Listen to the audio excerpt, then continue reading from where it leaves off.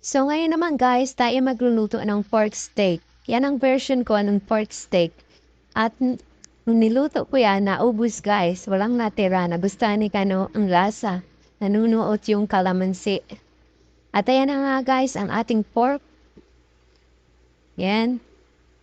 At nilagay na natin ang kalamansi juice.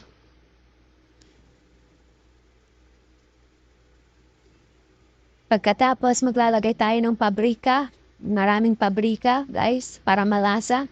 At marami din pepper, paminta. At naglagay din tayo ng bawang. Yan, hiniwang-hiwang bawang. At naglagay din tayo ng oyster sauce. At soya, toyo. Yan, tapos halu-haluin lang natin yan guys. Mekos-mekos natin. At naglagay din pala tayo ng konting magic syrup. Magic na, may syrup pa. Yan ang magic syrup. Charot! So, ayan na guys. Mekos-mekos natin yan. Yan. Mekos-mekos lang natin hanggang sa manuot ang ating mga ingredients sa pork.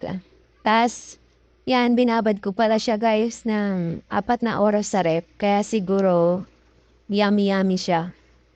At ayan na nga guys, tayo magsisimula na ng ating pagluluto. Nagpainit lang ako ng pan at nilagyan ko ng ating mantika at nilagay na natin ang ating pork na binabad. Ayan, isa-isa nga.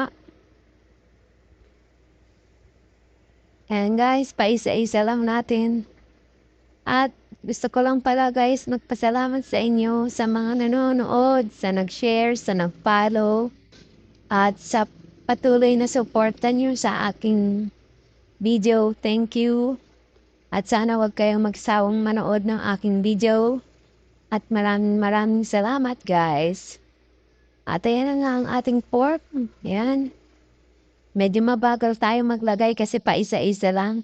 Yan palang pork guys, hiniwa ko lang ng maninipis. Puro laman yan guys. Kasi para masarap ang kain natin kasi puro laman. Yummy! Naman ang lagay ko. So ayan na nga guys at kumulo na siya at nilagay na natin ang ating sabaw dun sa ating pinagbabaran. Yan. At natuyo na siya at ilalagay na natin ang ating sibuyas. Ayan na guys at malapit na yan maluto. At kung nagustuhan nyo nga ang video ito, huwag niyong kalimutang mag-follow. Salamat sa panonood guys. At ayan na ang ating recipe for today's video. Pork steak. Yummy pork steak.